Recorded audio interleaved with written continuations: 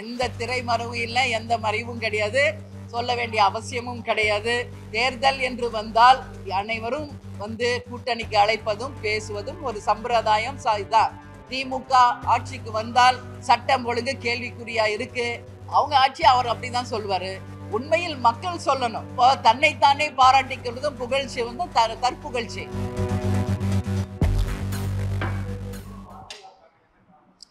தேர்தல் வந்தா கூட்டணிக்காக வருவது இயற்கை. அதனால இன்றைக்கு இருக்கின்ற கட்சிகள் தேசிய முற்போக்கு திராவிட கழகத்தில் கூட்டணி அமைக்க வேண்டும் என்று நீங்கள் அனைவரும் தொலைக்காட்சியிலே பார்த்தது போல அமைச்சர் பெருமக்கள் வீட்டிற்கு வந்து அழைப்பு விடுத்தார்கள். தேசிய முற்போக்கு திராவிட கழகத்தின் சார்பாக தேர்தல் குழு அமைக்கப்பட்டு நேற்று முன்தினம் நம்ம கட்சி சார்பாக 3 நம்ம பார்த்தசாரதி, கொள்கை பரப்பு செயலாளர் அண்ணன் மோகன்ராஜ், அவைத்தலைவர் டாக்டர் இளங்கோவன் அவர்கள் குழுவை நாங்கள் அனுப்பி வச்சோம். அவர்களும் அதிமுக தலைமை அலுவலகத்திற்கு சென்று மரியாதை நிமித்தமாக அவங்களை சந்திச்சுட்டு வந்திருக்காங்க. இது 2ஆம் கட்ட பேச்சுவார்த்தை. இனி வருங்காலங்களில் இன்னும் ஒரு வார காலத்துக்குள்ள அடுத்த கட்ட நகர்வு என்ன என்பதை நிச்சயமாக பத்திரிகையாளர்களாக உங்களை அழைத்து நாங்கள் பேசுவோம் என்பதை தெரிவித்துக் கொள்கிறேன்.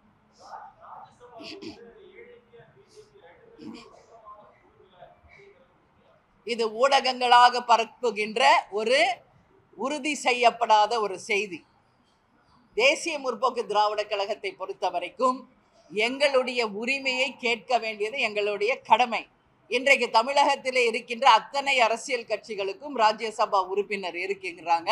அந்த வகையிலே தேசிய முற்போக்கு திராவிட கழகத்திற்கும் நிச்சயமாக ராஜ்யசபா உறுப்பினர் வேண்டும் என்பதை, எங்கள் உரிமையை நிச்சயமாக நாங்கள் கேட்போம், கேட்டு இருக்கிறோம் என்பதையும் இந்த நேரத்தில் தெரிவித்துக் கொள்கிறேன்.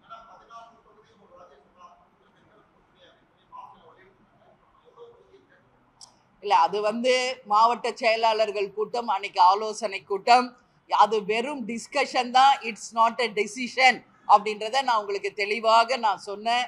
அந்த கூட்டத்திலே நாங்கள் பேசினதை ஏற்கனவே உங்களுக்கு பதிவு செய்திருக்கிறேன். அதற்கு பிறகு கொடியேற்றும் நாள் வந்த பொழுதும் எங்களுடைய நிலைப்பாடை உங்களுக்கு தெரிவித்திருக்கிறோம். இன்றைக்கு அனைத்து இந்திய அண்ணா திராவிட முன்னேற்ற கழகத்தின் சார்பாக அமைச்சர் பெருமக்கள் வந்து எங்களுடைய இல்லத்திற்கு, கேப்டன் இல்லத்திற்கு வந்து இன்றைக்கு மரியாதை நிமித்தமாக சந்தித்து 2ஆம் கட்ட பேச்சுவார்த்தையும் நடந்திருக்கிறது. வெகு விரைவிலே தேசிய முற்போக்கு திராவிட கழகத்தினுடைய நிலைப்பாடு என்ன, உறுதியான முடிவு என்ன என்பதை பத்திரிகை நண்பர்களாகி உங்களை அழைத்து அதிகாரப்பூர்வமாக தலைமை கழகத்தில் நாங்கள் அறிவிப்போம் என்பதை தெரிவித்துக் கொள்கிறேன். இல்லை, அவங்க வந்த போதும் அழைப்பு விடுத்தார்கள். அந்த அழைப்பை எடுத்து எங்களுடைய நிர்வாகிகள், எங்களுடைய தலைமை கழக நிர்வாகிகள் சென்றாங்க. எங்களுடைய நிலைப்பாடு என்ன அப்படின்றதையும் அவங்க கிட்ட சொல்லியிருக்கோம். உங்க எல்லாருக்கும் தெரிந்தது போலதான் எங்களுக்கான உரிமையை, எங்களுக்கான ராஜ்யசபா சீட்டை நிச்சயம் தர வேண்டும் என்பதை வலியுறுத்தி சொல்லிவிட்டு வந்திருக்கிறோம். அவர்களும் அதற்கு மகிழ்ச்சியாக நிச்சயமாக பொறுத்திருங்கள், நிச்சயம் ஒரு நல்ல செய்தி வரும் என்பதை தான் அவங்க தெரிவித்து அனுப்பியிருக்காங்க. இல்லை, அவங்களும் வந்து சகோதரத்தோட ஏற்கனவே அனைவரும் வந்து கேப்டனுடைய கோயிலில் அனைத்து தலைவர்களும், பாஜகவை சேர்ந்த அனைத்து தலைவர்களுமே கேப்டனுடைய கோவிலுக்கு வந்து அவங்க இறுதி அஞ்சலி செலுத்திட்டு போயிருக்காங்க. அதனால தேர்தல் என்று வந்தால் அனைவரும் வந்து கூட்டணிக்கு அழைப்பதும் பேசுவதும் ஒரு சம்பிரதாயம் தான். அதனால இவங்க தான் அவங்க தான் இல்லை, இருப்பவர்கள் நிச்சயமாக அழைப்பு விடுத்துக்கிட்டு தான் இருக்காங்க. ஆனால் எங்களை பொறுத்த வரைக்கும் தேசிய முற்போக்கு திராவிட கழகம் அனைத்து இந்திய அண்ணா திராவிட முன்னேற்ற கழகத்தை சேர்ந்தவர்கள் இல்லத்திற்கு வந்ததால் மரியாதை நிமித்தமாக எங்கள் நிர்வாகிகளையும் அவங்க அலுவலகத்துக்கு அனுப்பியிருக்கோம். அடுத்த கட்ட முடிவு என்பதை உங்களுக்கு நாங்கள் அழைத்து நிச்சயமாக தெரியப்படுத்துவோம். எந்த திரைமறைவும் இல்லை, எந்த மறைவும் கிடையாது, சொல்ல வேண்டிய அவசியமும் கிடையாது. அதிகாரப்பூர்வமாக அதிமுகவினர் வந்தாங்க, பார்த்தாங்க. அதனால எங்க கட்சியின் சார்பாக நாங்களும் அதிகாரப்பூர்வமாக அவங்களுக்கு அனுப்பியிருக்கோம். அவ்வளவுதானே ஒழிய பாஜக திரைமறைவும் இல்ல, எந்த மறைவும் கிடையாது. அனைவரும் வந்து கேப்டன் கோயில்ல அஞ்சலி செலுத்திட்டு போயிருக்காங்க. அவர்களும் எங்களுடன் நல்ல நட்புணர்வோடு தான் இருக்கிறார்கள் என்பதை தெரிவித்துக் கொள்கிறேன். தொண்டர்கள் நிச்சயமாக அன்னைக்கு எங்களுடைய மாவட்ட செயலாளர்கள் ஆலோசனை கூட்டத்தில் என்ன பேசணுன்றது உங்ககிட்ட நான் சொன்னேன். மொத்தமே இப்ப நடப்பது பார்லிமெண்ட் எலெக்ஷன், மொத்தம் 4 வழிதான். ஒன்று திமுக கூட்டணி, அதிமுக கூட்டணி, பாஜக கூட்டணி, இல்லை தனித்து களம் காண்பது என்பது. எனவே இன்றைக்கு திமுக ஆல்ரெடி கூட்டணி அமைத்து விட்டதால் இருக்கின்ற 3 ஆப்ஷன் தான் இருக்கு. அந்த 3 ஆப்ஷனுமே ஒவ்வொருத்தர் அவங்கவுங்க கருத்தை சொல்லியிருக்காங்க. சிலர் ஏடிஎம்கே என்றும், ஒரு சிலர் பிஜேபி என்றும், ஒரு சிலர் தனித்து போட்டியிட வேண்டும் என்று அவங்க கருத்துக்களை பதிய வச்சிருக்காங்க. யாரும் ஒரே மாதிரி கருத்து சொல்லல. அதனால எது கழகத்திற்கும் எதிர்காலத்திற்கும் நல்லதோ அந்த முடிவை நிச்சயம் நாங்கள் எடுப்போம் என்பதை தெரிவித்துக் கொள்கிறேன்.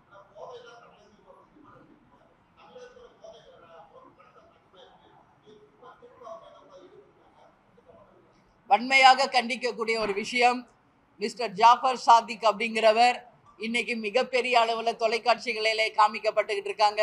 மிகப்பெரிய 2000 கோடி ரூபாய்க்கு போதைப் பொருட்கள் இன்னைக்கு கொரியர் மூலமாகவும் பல வகையாகவும் கடத்தப்படுகின்ற செய்தியை காணும் போது நம்ம தமிழ்நாட்டில் இருக்கிறோமா இல்லை ஆப்பிரிக்கன் கண்ட்ரியில் இருக்கிறோமா அப்படின்ற ஒரு மிகப்பெரிய ஒரு சந்தேகம் நமக்கு வருது. இந்த அளவு தமிழ்நாடு ஒரு சட்டம் ஒழுங்கு சீர்கெட்டது இதுவரைக்கும் வரலாற்றிலேயே கிடையாது. அதனால திமுக ஆட்சிக்கு வந்தால் எப்பவும் சட்டம் ஒழுங்கு கேள்விக்குறியாக இருக்கும் என்பது மக்களுடைய எண்ணத்தை இன்னைக்கு நிரூபிக்கும் வண்ணம் சட்டம் ஒழுங்கு கேள்விக்குறியா இருக்கு. நிச்சயம் முதலமைச்சர் அவர்கள் அடிக்கடி சொல்றது போல போதை இல்லா தமிழகத்தை உருவாக்கி மக்களுக்கு பாதுகாப்பை தர வேண்டும் என்று தேசிய முற்போக்கு திராவிட கழகத்தின் சார்பாக நாங்கள் கேட்டுக்கிறோம்.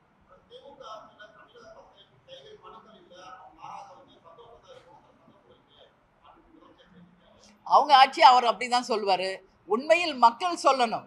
இப்போ தன்னைத்தானே பாராட்டிக்கிறதும் புகழ்ச்சி வந்து தற்புகழ்ச்சி. இந்த ஆட்சி சிறந்த ஆட்சி, இது மக்கள் ஆட்சி என்பதை யார் சொல்லணும்? மக்கள் சொல்லணும். இன்னைக்கு எந்த மக்களும் சொல்றாங்களா என்பது மிகப்பெரிய ஒரு கேள்விக்குறி. இதை நீங்க என்கிட்ட கேட்கிறீங்க, பத்திரிகையாளர்களாக உங்களுக்கே தெரியும் இது நல்ல ஆட்சியா எப்படின்றது. அதனால இந்த கேள்வியை மக்களுடைய கேள்வியாக அவங்க கிட்ட நான் விட்டுறேன். ஓகே, இல்ல இல்ல அந்த மாதிரி எந்த அழைப்பும் வரவில்லை, நாங்களும் எதுவும் பேசவும் கிடையாது.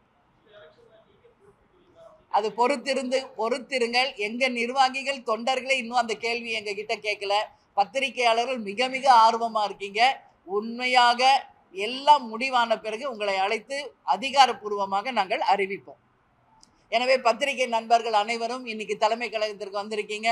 ஒட்டுமொத்த மகளிர் அணியின் சார்பாக உங்களுக்கும் எங்களுடைய பெண்கள் தினத்தில் வாழ்த்துக்களை சொல்றோம். நீங்களும் இங்கு இருந்து உணவு அருந்தி விட்டு செல்ல வேண்டும் என்று ஒட்டுமொத்த மகளிர் அணியின் சார்பாக கேட்டுக்கொள்கிறேன். நன்றி, வணக்கம்.